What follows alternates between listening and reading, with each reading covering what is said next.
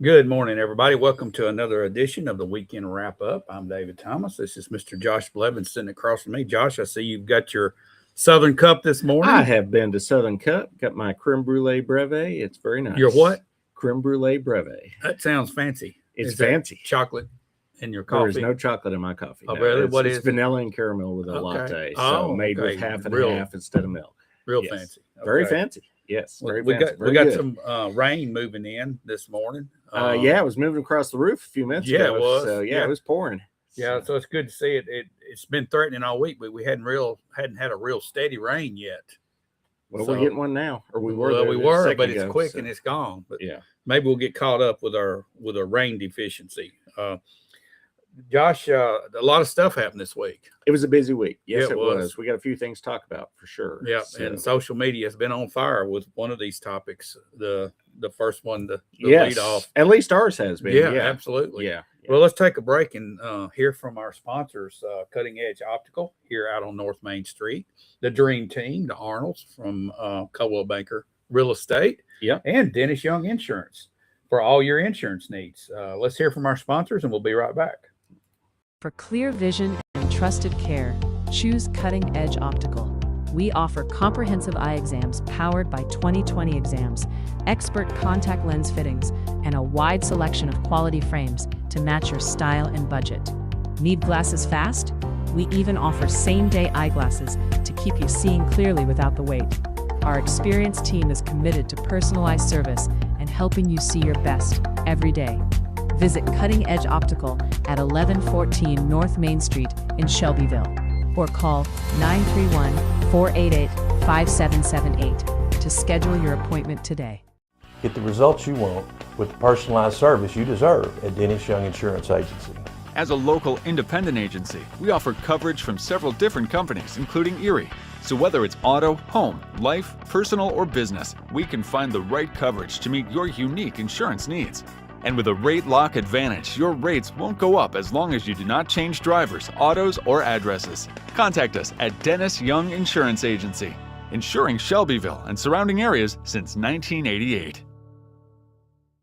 When you're ready to buy or sell in Middle Tennessee, you want someone who knows this community inside and out.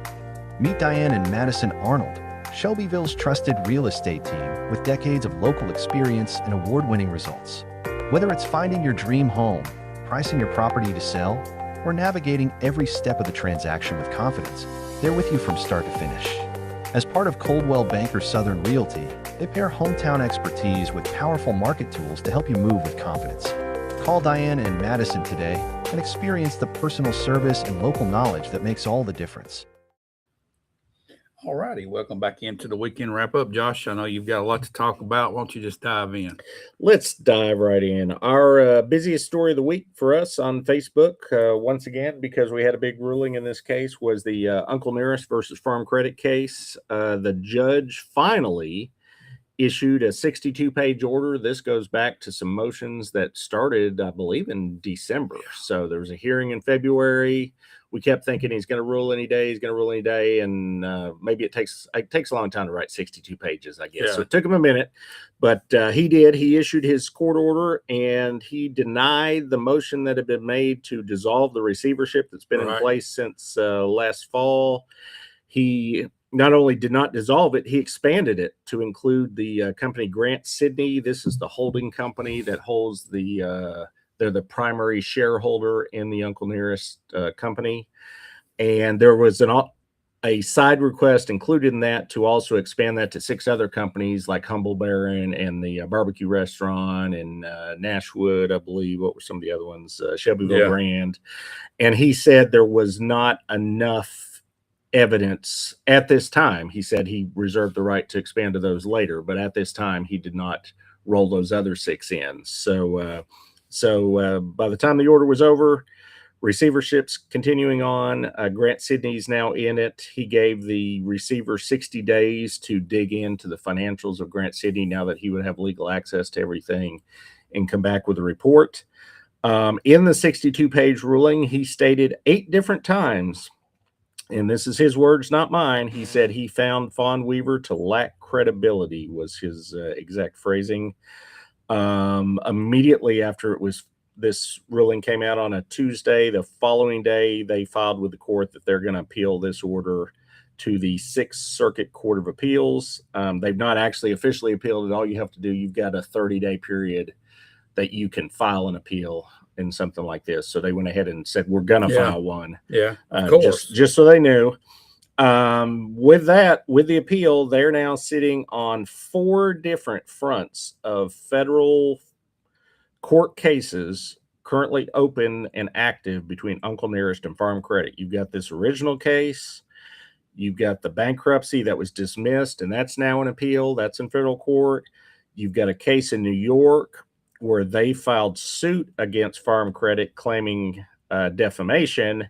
And then now you're about to have a 6th Court of Appeals case open. So you got a lot of lawyers making a lot of money. A lot of money. So, and in addition to that, just a small side note, the evening of that court order from the judge, there was a little 1-page filing from the receiver that just said, hey, by the way, I had to hire an additional outside law firm. There's been a federal investigation open, and I've had to hire these people to deal with the federal investigation. Didn't give any more detail beyond that. I'm not going to speculate on what they're investigating because we don't even know who it is. I mean, it could be anything. It could be anything, but there's now definitely something the feds are looking into, and he went ahead and filed that, so the judge was aware of that. So that's where we sit. For us here locally, what this means is they continue, obviously the operation continues to run on Highway 231.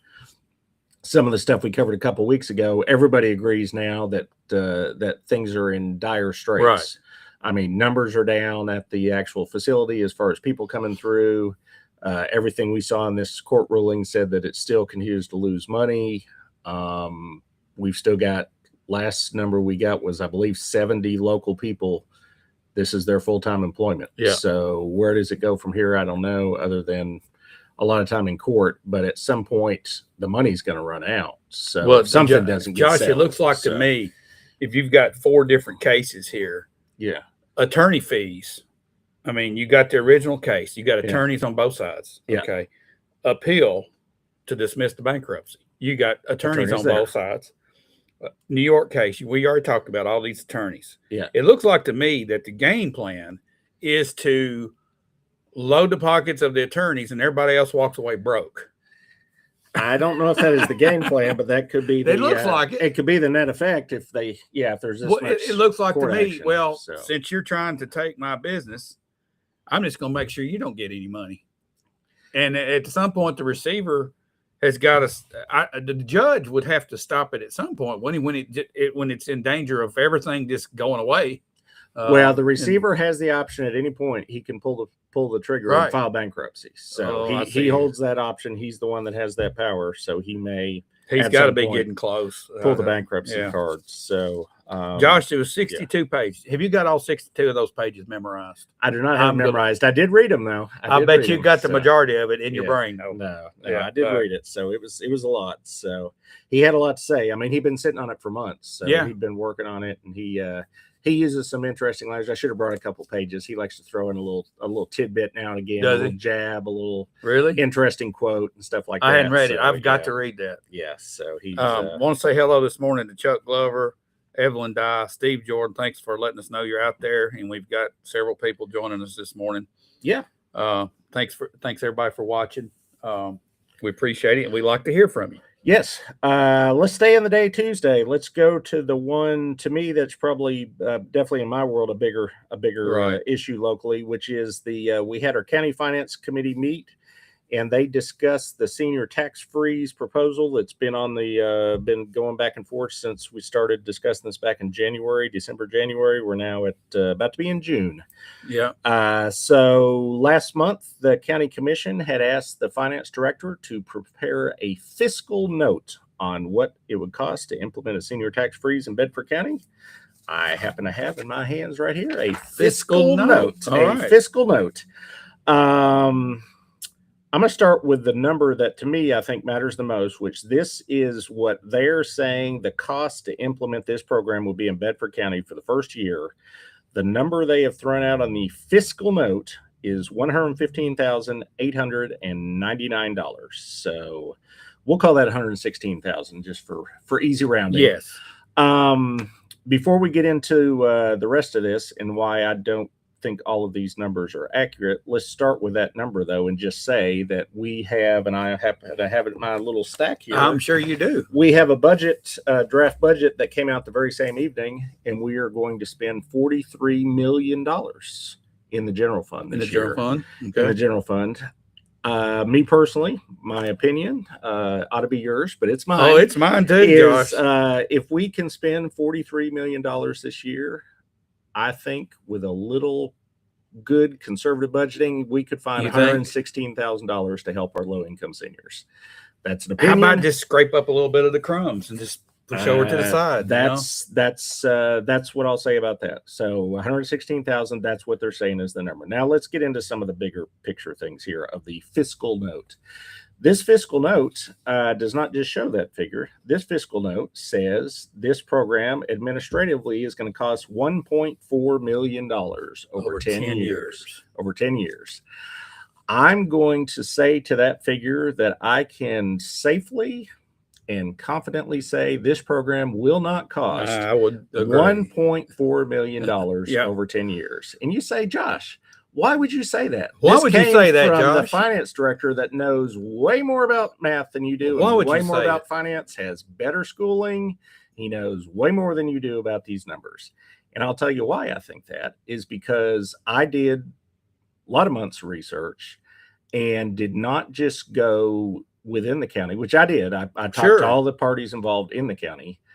I didn't just focus inside Bedford County. I went outside the county, and we've gotten numbers from many counties across the state Right. of Tennessee that aren't just looking at this program internally. They've actually implemented this program and have been in the program For years. for more than 10 Yeah. years. Yeah. And what we found from those people that are running this program is it don't cost $1.4 million over 10 years to implement Yeah. the program. And that's even the big counties where they have a lot more even the money, biggest more- counties. a lot we more went- processing. Biggest one we heard from was Rutherford County. Yeah. Rutherford County, the number that we got back from their trustee, let me have it. I have it in my handy pile of paperwork here. They didn't put a dollar figure on it. They just said that for them, where they processed 2,989 applications this year, they required 1.5 full-time employees to process that number of applications. That's a So, sizable number. A lot more than we're going to be processing. that is way more than we'll be looking Yeah. at. Yeah. It was mentioned during the meeting that we'd heard from a lot of bigger counties, not small ones. We Mm. do have some information from some small ones. Yeah.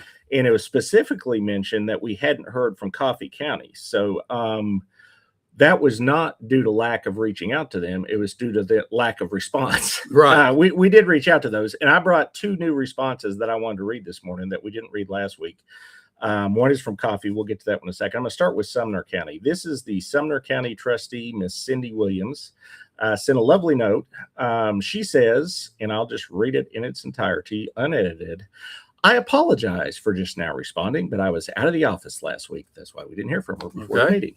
The former trustee implemented the tax freeze program for Sumner County in 2008. She did hire 1 additional employee in 2009 once the program got going. Let's think about Sumner County, Right. much bigger county. Right. Just want to point that out. We have 8 incorporated cities. 6 of those also implemented the program. Since we were already taking applications, those cities entered into an agreement with the county, and they pay us $10 per application Okay. for us to file these. $10. To take the paperwork. This helped with part of our costs. For 2025, the total amount of savings to our low-income elderly was $379,135 for a total of 1,965 applicants. I went ahead and did the math for Cindy. That means each of their seniors is saving on average $193 Okay. back into Right. their bank account that's not going into the Right. county coffers. She goes on to say our tax base for 2025 was $164,574,000. So the tax freeze cost was not a terrible decrease for the county budget. With the crazy growth around Nashville, property values have really increased. And then I want to focus on this last sentence she gave us, which I appreciate this because a lot of the people that reached back out stayed with the numbers. And she went a little editorial here. She said, I believe this is a wonderful program and really helps our elderly who are on a fixed income. Hello. that is the whole point of what we've been Right. trying to say with this. So it's not just about, politics or this or that. It actually helps people, and particularly it helps low-income elderly. Let me jump past that just real quick, because we were asked why we hadn't heard from Coffee County. We did hear back. This is from Miss Alyssa Fletcher, who's the Coffee County property assessor. Same thing as far as very sorry for the delay in response. Reappraisal notices were mailed and it's been very busy. It says, we did not hire any additional employees in the assessor's office, but it does require a few months of data entry during the months of March, April, and May. We absorbed the responsibility using an existing employee. We have 1,300 applications a year. It didn't add anything to our budget, but your budget director has to make that decision. So, Hello. yeah. So that was They basically took the people that they already had and just utilized them. and that's in Coffee County, who we were asked why we hadn't heard from, and Well, there you that go. is the response. And that's going to be more applicants though than we have here. That is, yeah, they're actually they may have a higher. I didn't get their income limit. They may be doing the higher income limit in Coffee County. I Okay. did not check that. So a couple points to the 115 number, which the commission is going to have to account for this dollar figure, because this is the dollar figure that's been given out. However, from those that we just read, and we've now heard from, I've got 6, 7, 8. I'm up to 10. We've heard from 10 different counties that have this program in place. Bar none, all of them said the assessor's office itself is a fraction of the work of the trustee. The trustee does the bulk of the heavy lifting. Right. So the fact that we're saying that both offices are going to have the same workload in this report is not accurate. Nobody has said that, and that's not the way Right. it works. The trustee accepts the applications. They have the face-to-face interaction with the Right. taxpayer. They do the work. The assessor's office gets a one-page report once a day that comes in from the state, and they have to verify the numbers. Right. That's their That's workload it. in the office. Okay. So basically Yeah. this, you were telling me this is a 2-page form that has to be filled out. yeah, one piece of paper front One and back front is and the way back. I Right. the ones that I saw, the samples that we were given. Okay. So yes, the trustee's office has to handle the bulk of the work. And let me get I'm gonna grab one. Not all of them gave us exact employee figures. I was gonna grab one if we had one from I don't know that we did. I guess, yeah, the biggest one obviously is the Rutherford County one, where they said 1.5 employees. I had one from Montgomery here as well, but this was an assessor's office where they're also accepting. They're at 2,200 applications a year, and they're attributing 400 hours annually of workload. So that's the assessor's office. That's the Okay. the 400 ones that- hours. That's 10, 10, not a full-time employee. right. So That's 10 40-hour Yeah. 40-hour work yeah, weeks. a couple more points I wanted to make. We got this additional report at this meeting. This came from our trustee's office.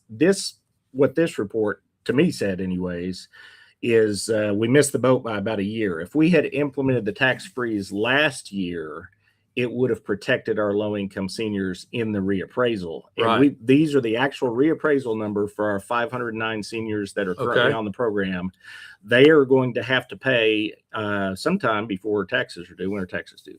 End of February? February 28th. They're going to have to pay an additional $34,433.61 in increased property tax burden to Just our based on the new. based on the reappraisal. And even if this was passed next week or They're 2 still weeks going from to have now, that. they're going to have to pay that. So that's one of the benefits of the program is during reappraisal. And that's what happened with our reappraisal, even though it's a revenue, what's the word they use? Revenue neutral. Revenue neutral. You It's- still have some that go down, some that go up. And Right. in this case, out of our 509 applicants, low-income seniors, 362 of our 509 are going to pay an increased tax bill. So that's Well, I've got a sneaking Yeah. suspicion, Josh. It's not neutral. It might be close to neutral, but for some reason, I hear a lot more people have a slight increase and have a slight decrease. For some reason. Well, in this demographic, that is the Yeah, case. Now, yeah. overall, it's got to be. It's the supposed to state's be. doing the math. It's Yeah, neutral. well, you know. All right, I'm going to go one last point I want to make. Page 2. This was a 2-page fiscal note. Right. Page 2. There is one number on page 2 that is. I'm going to go ahead and use the word accurate. Because the rest of these numbers are bogus, and I'll tell you why here in just a second. I'm going to give you the number I agree with, and then I'll tell you why the rest are I mean, they're just wrong. And that's not subjective. They're just Yeah, wrong. it's just wrong, yeah. So the one number that is accurate is this is showing seniors and what their savings would be under the program if there was a tax increase.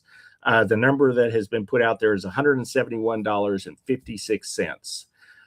Just so happens we had done our own report, which I didn't bring with me, but my number happened to be 173. So I rounded a little different, but I agree with this number. So Okay. 171.56 average savings to a senior if there was a 20% Percent tax tax. increase in Bedford County. I got to make sure I focus on it's a low income senior. This is not all Right. seniors. There's been a lot of people that say, oh, you're confusing people. So this is people that meet the income Right. qualification.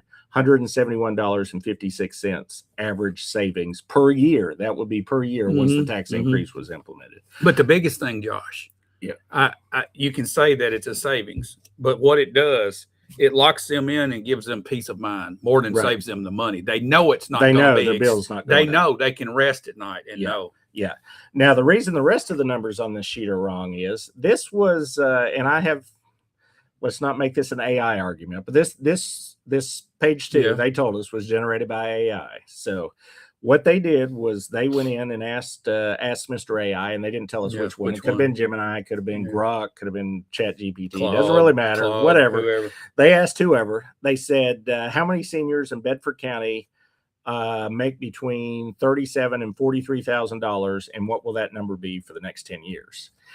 The reason that is wrong is because this program doesn't just benefit those people. Right. This program is for at the start, and we're hoping to get to a step 2, but at step 1 will be all seniors making under 43,740, I believe is the exact Right. number.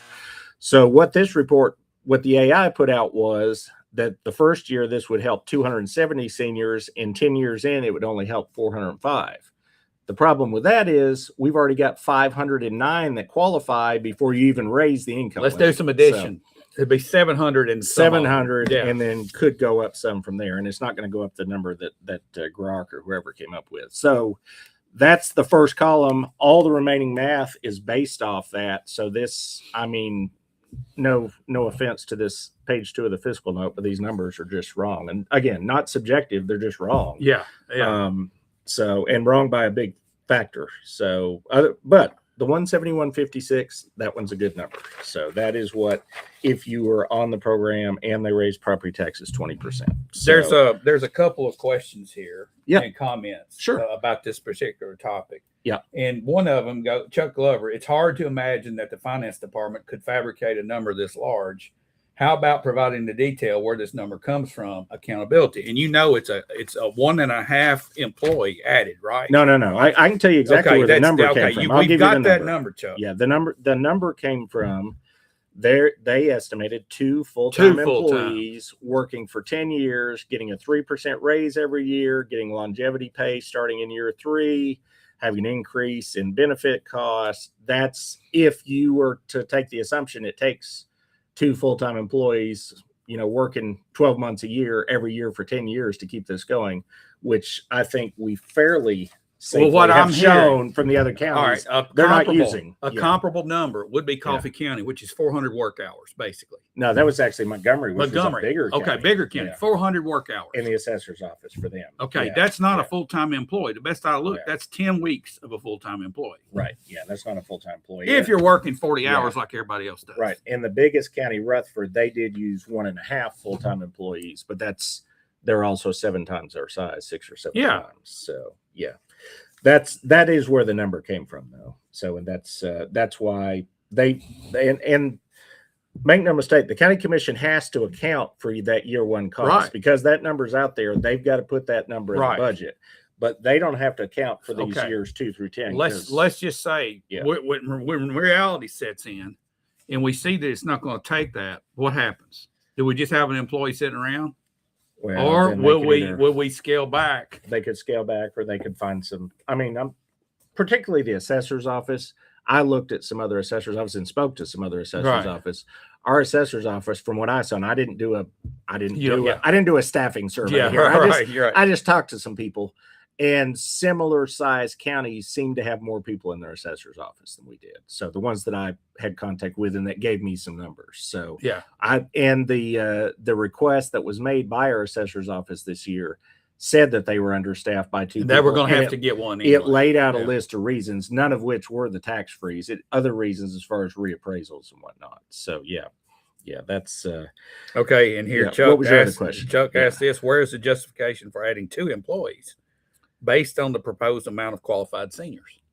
That's a good question. That's the number that they were given by the elected officials, so that's what they ran with. So that's what they were told. That's what the finance office was told, and that's why they went with that number. So Okay, yeah. Angel Kimmel, was the property tax freeze for seniors approved? That's what we're talking about. no, it goes to the goes to a commission. vote in 2 weeks or 2 weeks from this. And past let's Tuesday. understand, it's not Yeah. all seniors. It's for seniors making under 43. 43, 7, yeah. 40, 780, somewhere in Yeah, there. 43, just it's 730. slightly under $44,000 a year. Their total Yeah. income for that family unit Yes. that lives in that home, that piece of property, Right. they qualify for it if they make less than that. Some of them are already getting some aid, state aid. 509 are already getting the Right. relief program. Okay, so if you're on the relief program today, Yeah. you're going to qualify for this. Yeah, there's very few weird exceptions where you might not, but probably Right. all of them would. So there's some things about residency that are different between the Right. 2 programs. As far as you've got to live full time in your house with the freeze program, that there's a little more flexibility on the relief. But in reality, 500 plus are going to qualify for the freeze Okay. before you even get to the added. And I'm income. gonna make this statement, and this is just a public service statement.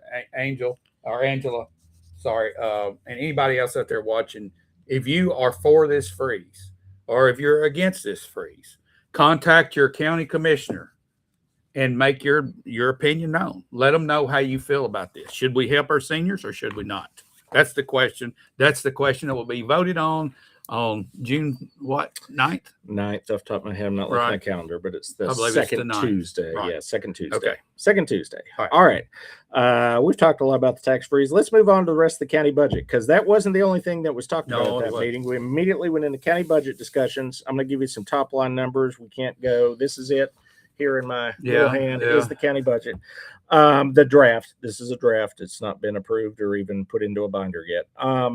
43.7 million is the proposed general fund spending. Included in that cost is a 4% cost of living adjustment plus step raises for all current employees. A number of departments had asked for new employees, including the assessor's office, animal control, sheriff's department, fire department. I hope I covered them all. There may have been one or two, may have been an EMA, somebody in there, I think, too. But number of departments had asked for new employees, denied 100%. They did not put any new employees in as the draft sits unless something changes. However, they did find money for capital projects. They are going to spend a $6.5 million in capital projects in the school system and $4.7 million in capital projects on county projects. So a little over $10 million in capital projects. Chamber of Commerce. We talked about this last week. Wasn't sure what was going to happen. Used to be the Shelbyville Bedford Partnership. They have reconfigured. They are going back to, let's go even further back than that. We had a Chamber of Commerce back in the day for a lot of years. That chamber kind of got on, I guess, maybe weak financial footing, where I don't even know all that went on. It got absorbed for a couple of years into the Shelbyville Bedford Partnership. There were some issues there, and we've now gone full circle, and the partnership is now gone away, and we are back to a Bedford County Chamber of Commerce. They're going to a traditional Chamber of Commerce model, which is you've got memberships. Right. People are going to pay dues. Yeah. You've got dues.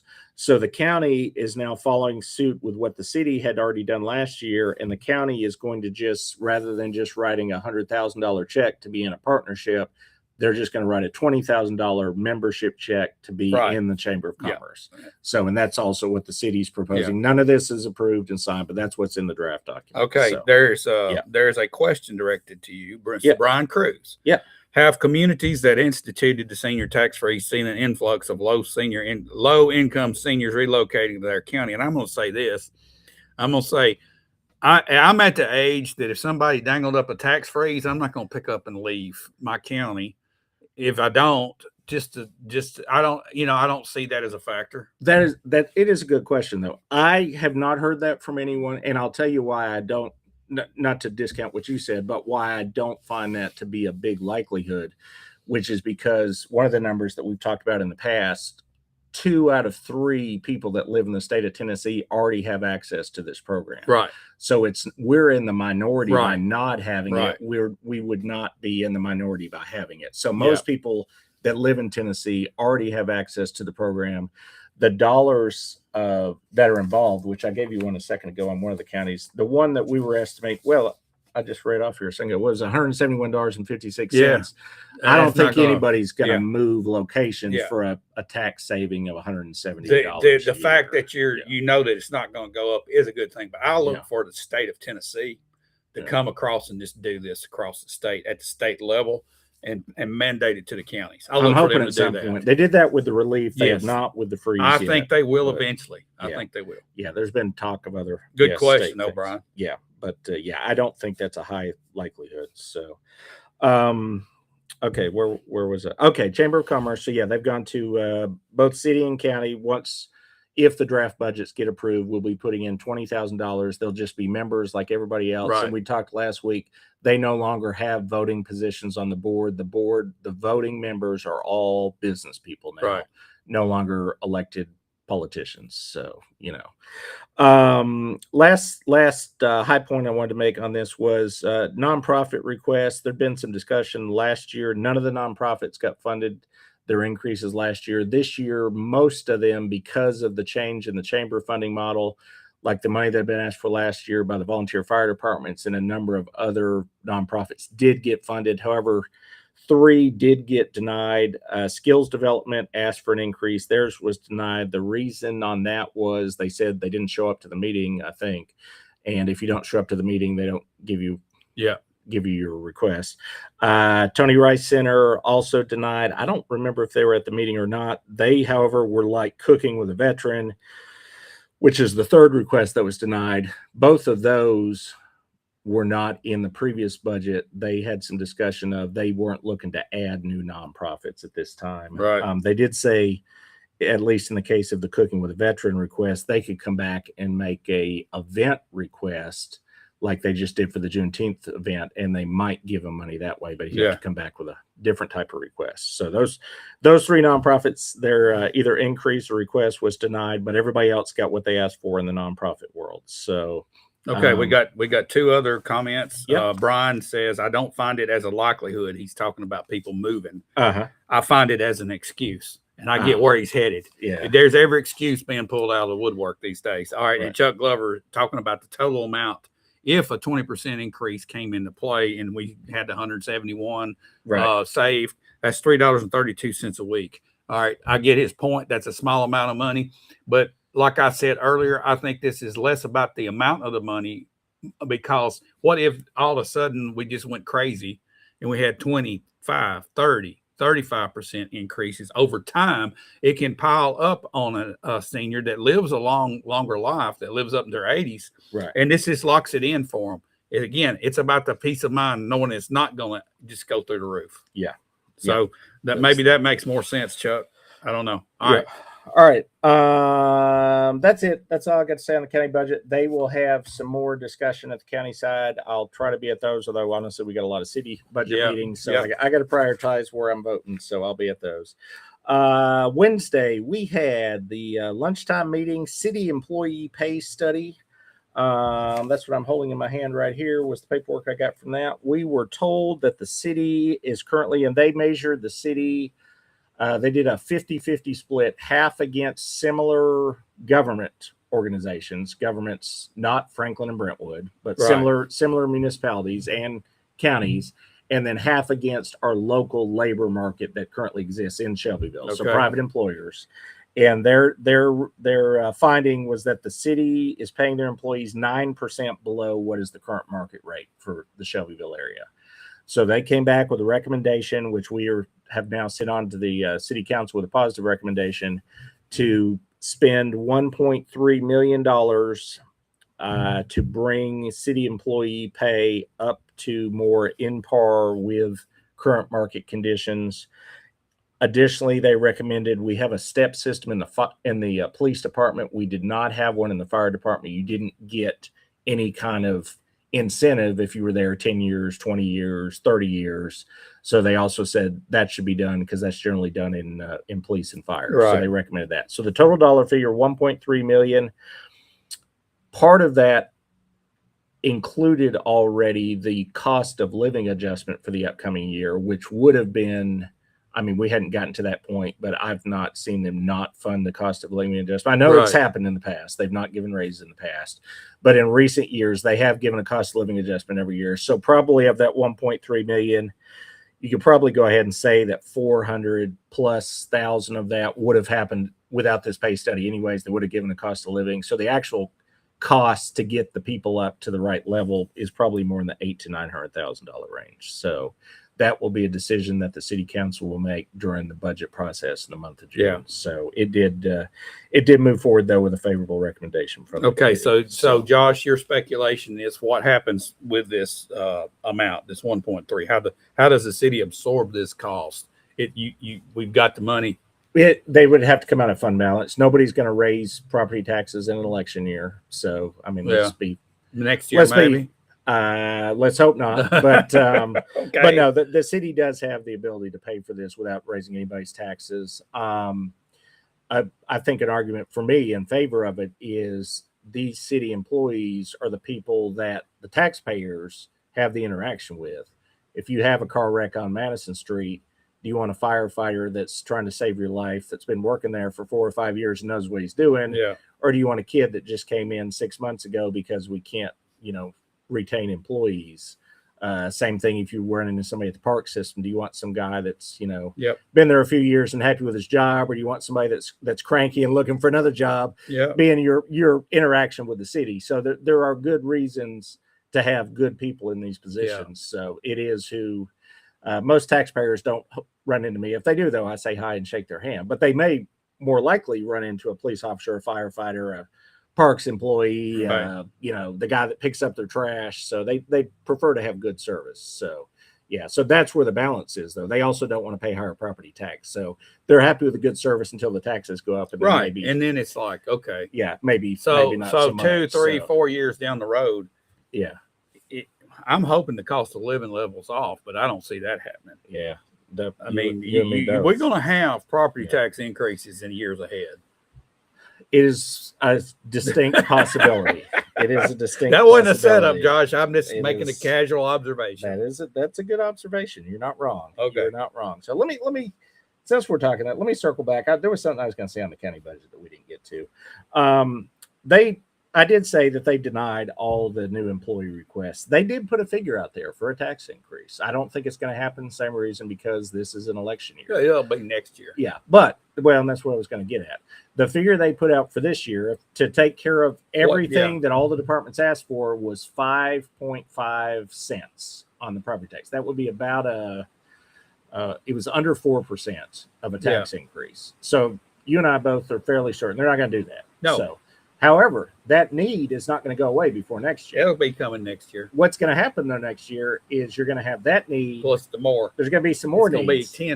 10%. So, coming. and this is just a point of discussion. I'm not advocating for property tax increases, but would you rather see a 10% increase next year or a 4% and like a 4%? How about this? Yeah. I'd like to see You'd like no to see none. increases. I'd like to All see right, none. Okay, I would Yeah. like to see all Yeah. this growth Right, offset this. which it doesn't, and that's been the problem. How in the Yeah. world? Yeah, It's supposed to, yeah. Well, that's and that's what we've been told. right. Yeah. Okay, if that's not the truth, who's telling the booger tale here? I'm I'm just accusing trying no to- one. But Okay, but really, if we've got all this growth coming Right. in, that's going to pay for itself, Yeah. and more rooftops equals more revenue for taxes.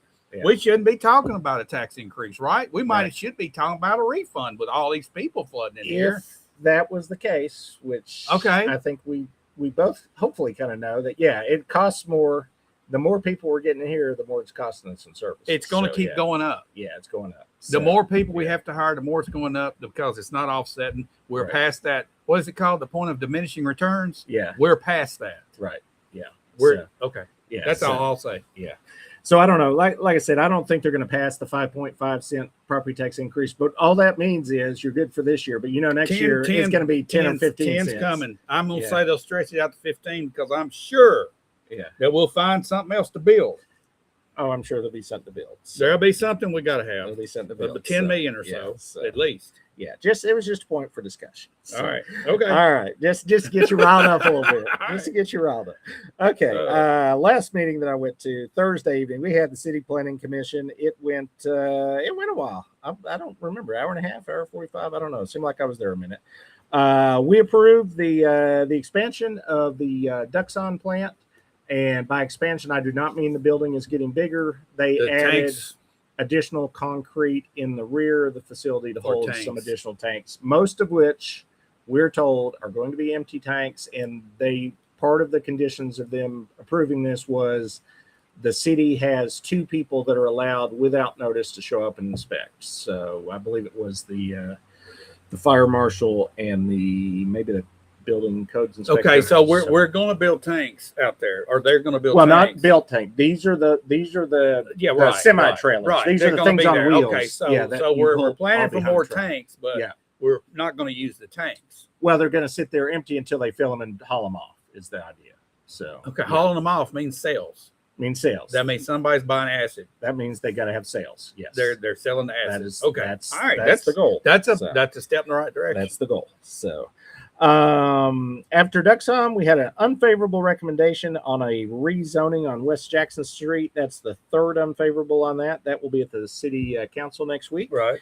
And then we approved phase 1 of Old Nash Estates. That is a new, fairly large subdivision coming on Old Nashville Dirt Road. There used to be a lot of trees there next to, what is it? There's not any Livingstone's trees there Church. anymore. Trees are gone. So Yes. big old subdivision going there.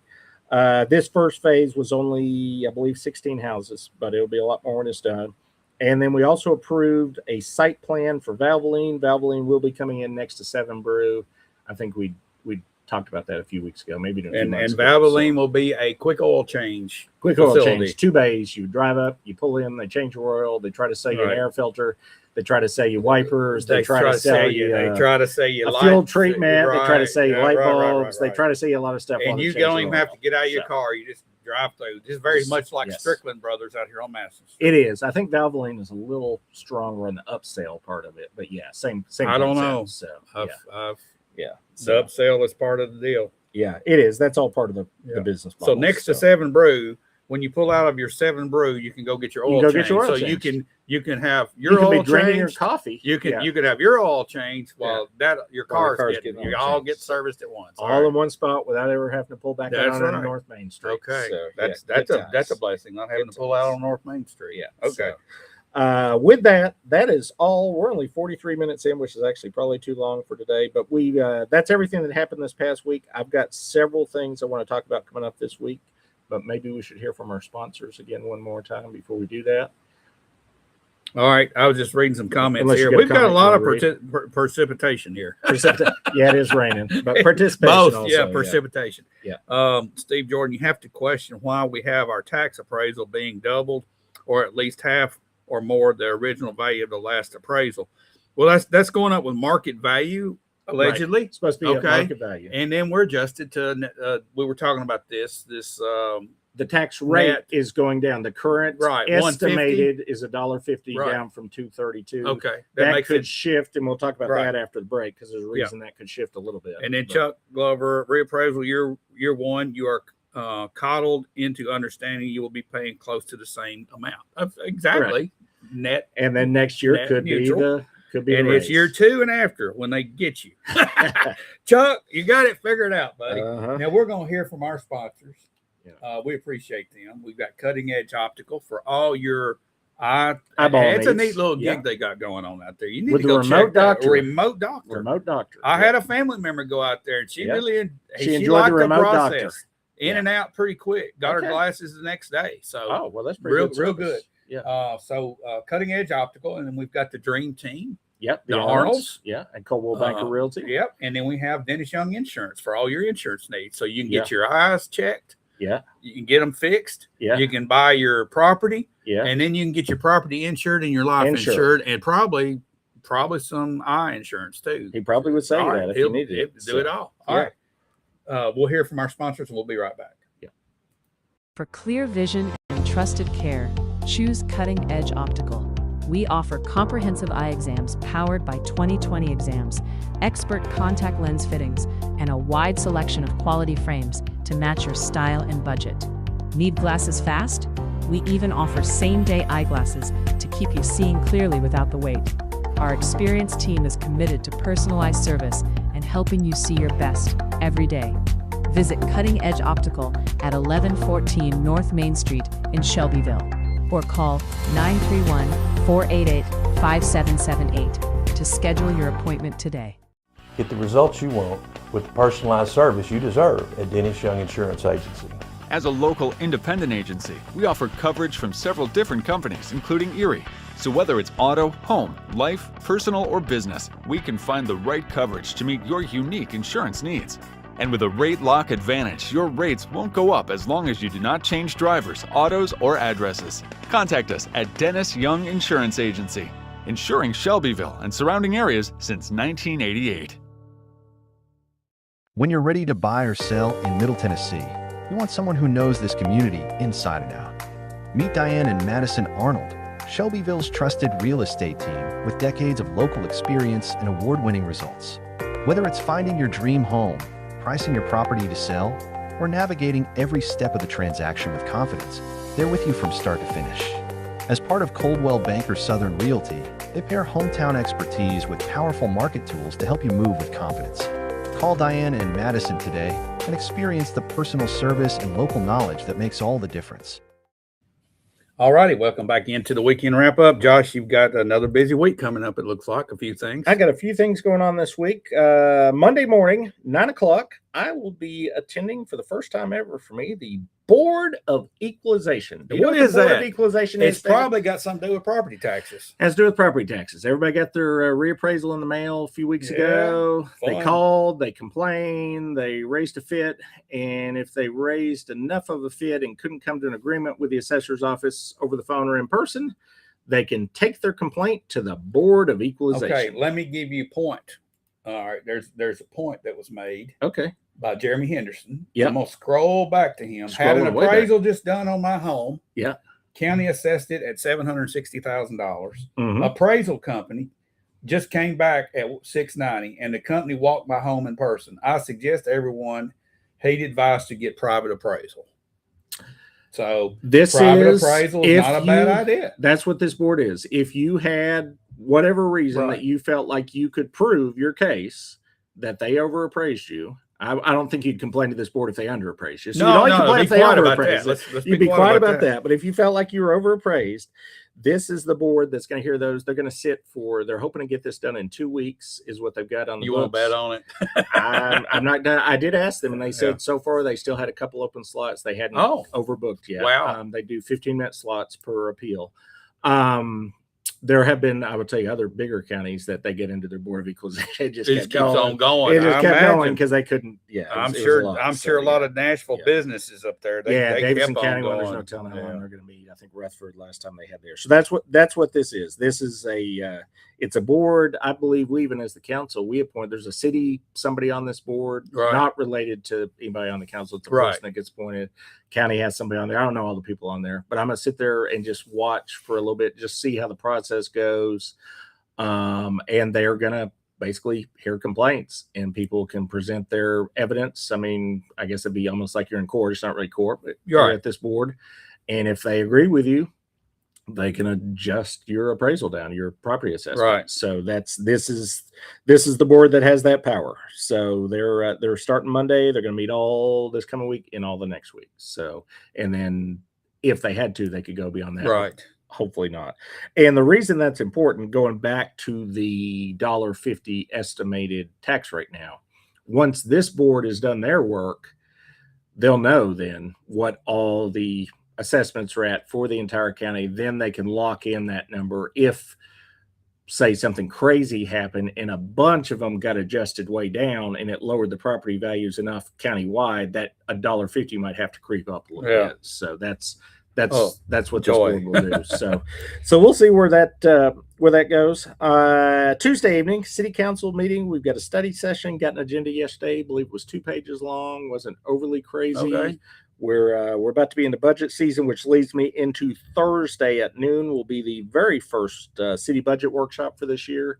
We've had our binders for a while now. I think I've had my binder 2-3 weeks at least. I've been through it definitely 2 times all the way through, maybe a third time and flip through and look for some things. So we'll be discussing at this, obviously, the different departments, their needs and what they want for the year. But going back to the pay study, and I heard this from several of our department heads, all of the city department heads on purpose held back on making a bunch of capital requests this year in hopes that the council would look at the pay study and fund that versus a bunch of capital, because they're more worried about getting their people taken care of than they are about getting a new lawnmower. So so that's how that was done. But we'll be meeting for about 2 hours on Thursday, and then there'll be one the following week. I think that's another couple hours.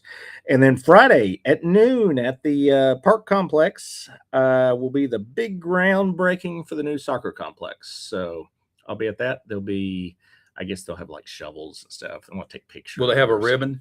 No, there's not a ribbon cutting. This is a Oh, the groundbreaking. The ribbon cutting will come later. The ribbon cutting will Okay. come later. They're telling us in the fall still. I've not heard an Okay. update on that. I'm still fingers crossed for in the fall, but they're gonna Can't you just do it all at one time? Ground break, ribbon cut, and do it then all. cut the ribbon, just Yeah, do it all. Well, yeah. there's no ribbon. You go through the ribbon, it's still not built. So yeah, they got to build okay. it. All So right. Got to get it in the right order. yeah. I So guess. they're gonna do some ceremonial tossing of dirt and take pictures and You gonna have your foot on one of them shovels and get your picture made, Josh? I don't know. I don't really. Yeah, probably I will. Probably. I will probably. Yeah, Yeah. yeah. I'm not gonna lie. It's probably gonna happen. I know, I know. Yeah, I'm not. You big wearing on a the photo suit? apps. It's supposed to be like I'll check the wear. It's supposed to be in the 80s. If it's in the 80s, I ain't wearing a jacket. No suit? No, Okay, all right. I'm going. I'm sorry. I'm going. Okay, I'm you're going good. City golf shirt for All right. 80 plus degrees. I ain't standing there sweating for Okay, 30 minutes. all right. So yeah, I I'm understand old that. and fat, David. So You're I not can't be old. out there. Okay. Yeah. So with that is the upcoming week. There's a lot more to come in the month of June. June Oh, yeah, it's a is busy budget month for both the city and the county. A lot of meetings all month long. So I call it tax season. Not 'Cause they're it's about not spending your April 5th. taxes. They're fixing to. they're You're about to fixing to spend your hook taxes. that vacuum cleaner up to it, Yes, Josh. That's yes. what you're about They're to do. about to spend for a whole Yep, year. They're about yep. to spend a year's worth of your tax dollars. So Right. yeah. So All right. Well, pay attention. We'll have numbers, I'm sure. I've next got week. a lot of questions, Josh, but I'm not going to ask them here with the mic on. Oh, the camera okay. on. We'll talk later. Okay. All right. Well, I'll be ready for that. So, but we will be back here next week at the same Yep. same time, same place, same Yep. channel, and talking about what happened in the upcoming week. So, Thanks everybody for watching. Again, thanks to our sponsors. We'll see you next week. yep.